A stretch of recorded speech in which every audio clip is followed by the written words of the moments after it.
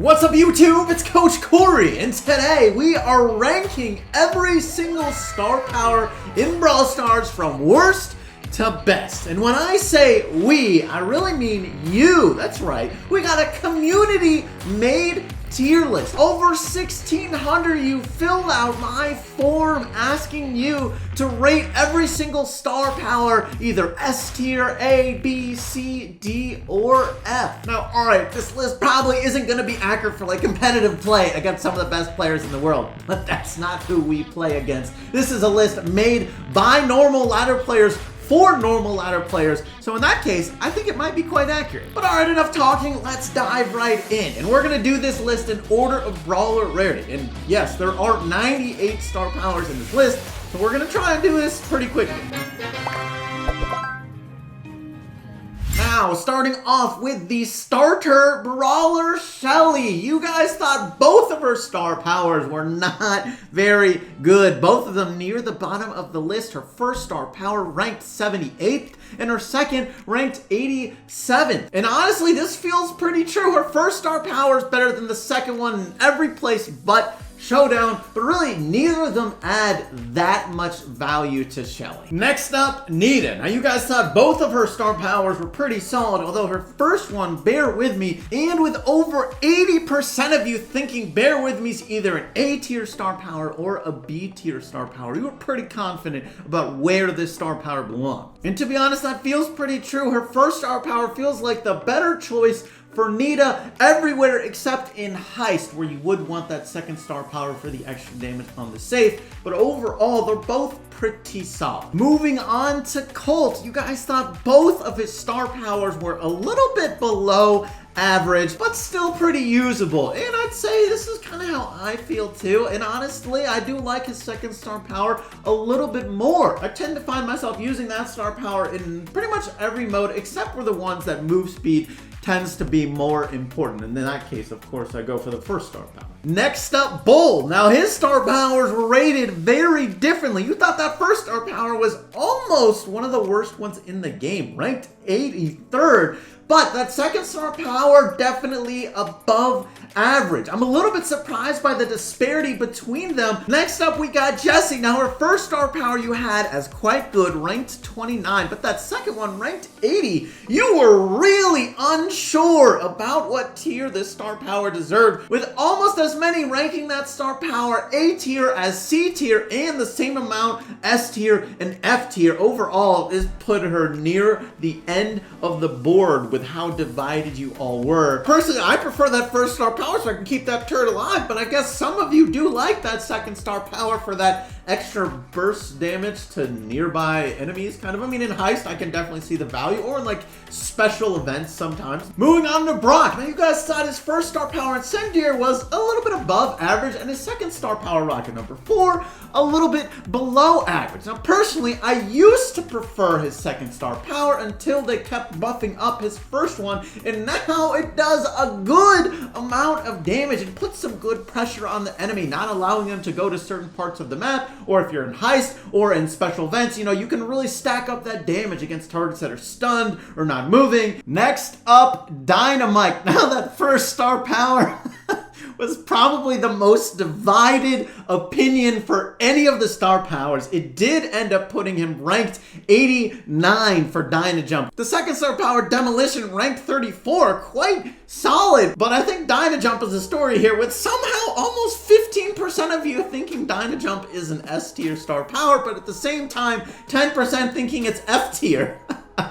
Which really just goes to show what people think of the star power. I mean, it is a very skill-based star power. I think you do have to be really good at it for it to be useful, which definitely makes it hard to be just a plug-and-play star power like Demolition is. Next up, we got Bo. Now, you guys thought his first star power, Circling Eagle, was one of the worst star powers in the game, ranked 84. And honestly, on specific maps that have a ton of grass, this is actually a really good star power. But the problem is there's just very few maps where this is actually applicable. I was surprised His second star power ended up being above average rank 40, but when you think about playing with randoms, a lot of them aren't very good about tripping bow mines and finding them and being careful about that. But as you get higher up in rank and play and you start playing with better people who can trip these bow mines more frequently, this star power will start to decrease in value. Next up, we got Tick. Now, I guess I'm behind the times here because you guys have Tick's first star power as a good amount better than his second star power.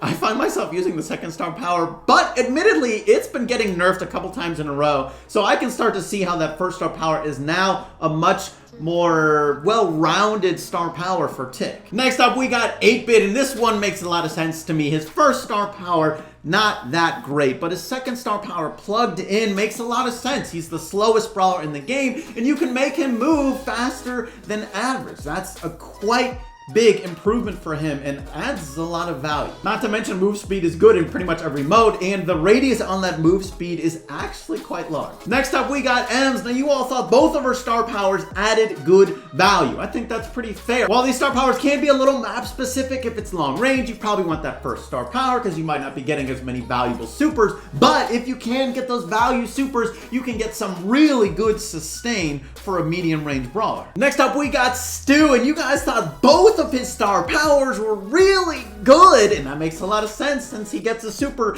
in one shot, and both of these star powers buff his super a ton. Although his second star power, Gas-O, heal 500 health every super, and he gets a super so often. It's so much value for Stu, and is definitely one of the best star powers in the game. Now, El Primo. You thought that first star power was a little bit worse than average. It does have some value. 1200 extra damage isn't nothing to sneeze at, but that second star power providing the extra move speed was much more valuable and consistent, and considering his super pushes enemies away when he lands on them, having that extra move speed to catch up again and keep on fighting them really helps El Primo a lot. Also, just that extra move speed on a crazy tanky brawler is really threatening. Next up, we got Barley, and if you were looking for me to tell you which one is better, I'm sorry, you guys ranked them 22nd and 23rd. Both of these star powers definitely above average, one of the better ones in the game. Either way, whether you're going for extra damage or for extra healing, you're gonna get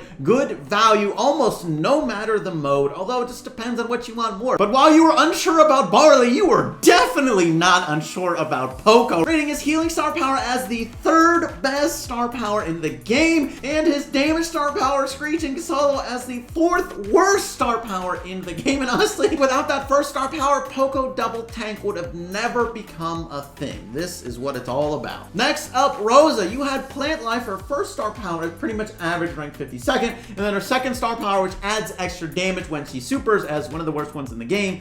I think that's pretty fair. It doesn't really add a ton of damage. It's not entirely needed for her. She still has that shield. That's the biggest part of her kit and what makes her good. But having that healing on any map that has bushes, hopefully it does, is actually quite solid. Next up, Rico. Its first star power, super bouncy, you had at 48, a little bit above average, so definitely a solid star power. But a second one you had as way better. I think his first star power is a little bit map specific. If it's a map that has really good bounces, like Hard Rock Mine, it can make a lot of sense and you can get good value, but it's a ton of extra move speed with that second star power. It can make Rico really hard to hit and be really threatened. But Daryl, you guys were confident. Both of these star powers are pretty trash. Ranked 91 and 92.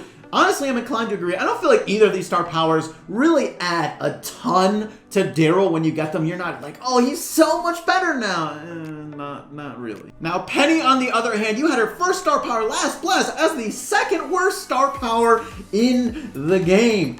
Ouch. Honestly, that one is really hard to get consistent value on. Her second star power, though, Balls of Fire, has a really big area of effect, does good damage. It's pretty easy to get good value with it. Now, Carl, you guys had both star powers is pretty solid, but the first star power, Power Throw, as a good amount more so. I think this is pretty fair. It's a lot easier to use, and you can get value with it pretty much everywhere. Get those attacks back super. It can get you more supers as well. Now, Jackie, on the other hand, you guys had both star powers as below average, and interestingly, her first star power, Counter Crush, is rated a solid amount higher I think that's fair considering how many buffs in a row it got to finally be in a decent place. But either way, I don't think either star power is essential for Jackie to do what she tends to need to do. Now with Pepper, you guys saw you couldn't really go wrong with either star power. Both of them are solid star powers, but that first star power, Ambush, is just a little bit better, especially if it's a map with a good amount of grass. You have to take that star power, right? Now, Pam, on the other hand, you had her first star power, Mama's Hug, as kind of mediocre, definitely below average, and her second star power, Mama's Squeeze, as pretty much average. Personally, I find if you have a good map for the second star power, kind of close range where you can use walls to take damage with that, definitely the better option, but otherwise, you go with the first star power. Now, Frank, you have his first star power, Power Grab, as definitely below average, and his second star power, Sponge, is pretty much average. I think that's kind of fair. While Power Grab sounds appealing, it's hard to actually consistently get the value out of that star power, while Sponge, you're just, you know, you can always use extra health. Now, BB, you guys had her first star power, Home Run, ranked 37th, and her second star power, ranked 51st. So either way, you can't go too wrong with either star power. I do like the Zoom one a little bit more myself as well, so hey. Now for B, you all were very confident which was the better star power. The first one ranked 16th, while the second star power, the kind of newer one, ranked 85th. I think this is fair. I don't like the second one. And also, do we rank the first star power so high because it's actually a good star power? Or is it more that we're just not very good with B? Now, Nani's star powers ended up being ranked a little bit below average. I think they both definitely provide value. Sort of depends on your playstyle with Nani. Also sort of depends on the map you're on. Neither of them anymore are really that game breaking. Autofocus got nerfed, but they're both still pretty solid. And for Edgar, it's pretty much the same story, although a little bit worse of a ranking. Both star powers do add some value. It's hard to deny that, but neither one of them really make Edgar a strong brawler. All right, now next up, we have the last epic brawler, Griff, who technically isn't out yet. But I asked you guys what tier you thought his star powers deserved to be in. Turns out you thought that first star power is gonna end up being pretty good, where he fires his attacks a lot faster. His second one sounds pretty solid too, though. Gaining health every 2 seconds is definitely not gonna be a bad star power. We're gonna have to see how this really ends up being. Next up, we have Mortis, and what? You guys thought his first star power is one of the worst star powers in the game, and Coiled Snake as the second best star power in the game. Now, I actually really agree with the Coiled Snake ranking. I think it is one of the best star powers in the game, beyond a doubt. I think it's kind of a requirement for Mortis to have this star power, which is probably why his first one is rated so low. Now, on the other hand, Tara's star powers is a similar story, but I think it does make a lot of sense. Black Portal, a definitely below average star power, does add a little bit of value depending on the matchup, but the first star power always adds value, and if you can keep that healing shade alive, can provide a ton of healing for you and your teammate. And Jean is a similar story as well. A first star power, 5th best in the game, and the second star power, one of the worst. And it's not that that second star power doesn't necessarily provide value, but just that the first star power is so much better and can provide so much more value that you kind of just have to have it pretty much everywhere. Next up is Max. Now, interestingly, both of these star powers below average, and I think this is kind of fair because both of them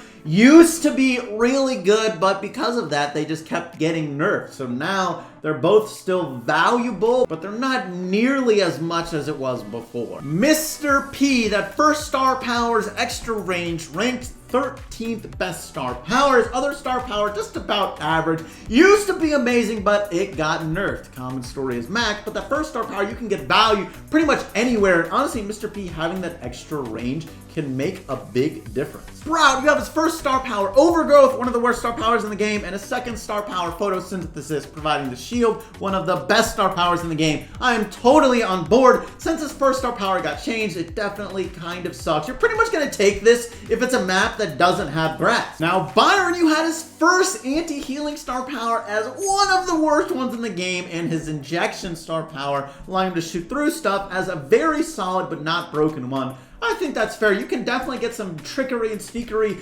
sometimes piercing through targets, healing an ally, and damaging an enemy. Now, Squeak, on the other hand, you thought both of his star powers were some of the worst ones in the game and didn't really add a lot of value for him.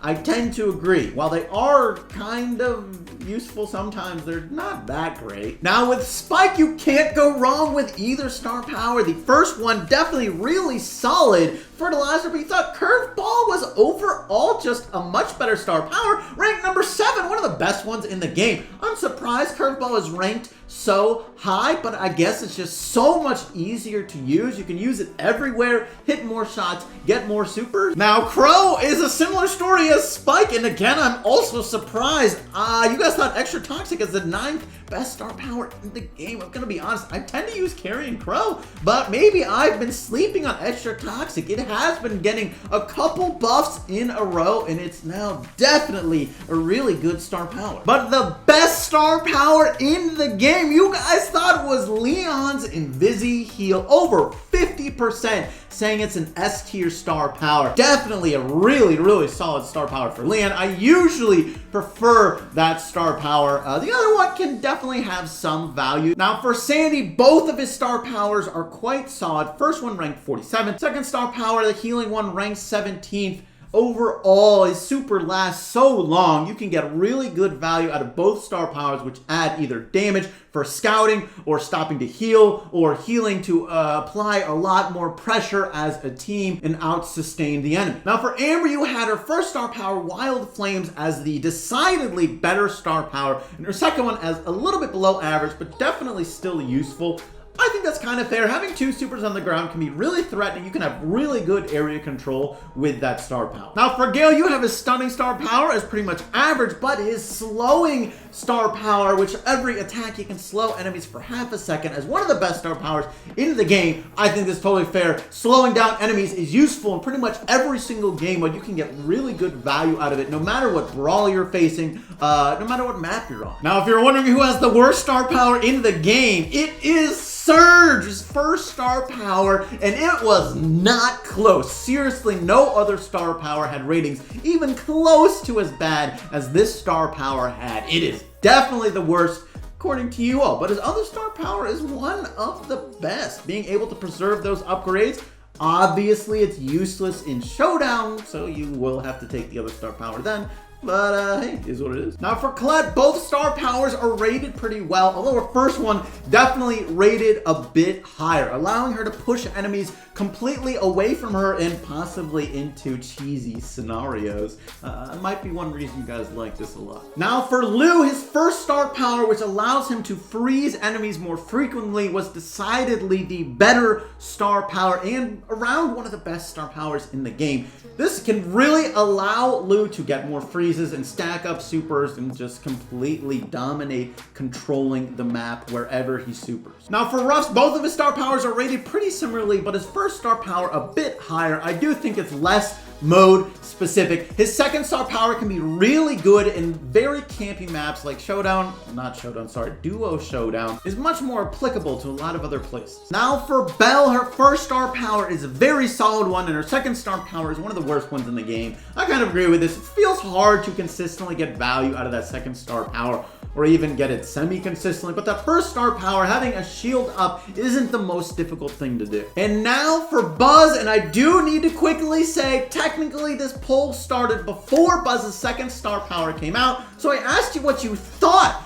his star power deserved to be, and you guys thought it deserved to be the 4th best star power in the game. I'm not necessarily sure that's true. Time will tell. I do think it's a good star power. Both star powers do definitely add value for Buzz though. Alright, now if you wanted to see every star power ranked from 1 to 98, here you go. Take a screenshot if you want. And hey, shout out to everyone who helped make this tier list. Couldn't have done it without you all. Well, if you enjoyed this, check out more great Brawl Stars videos right over there. Thanks so much for watching, and I'll catch you later. Peace.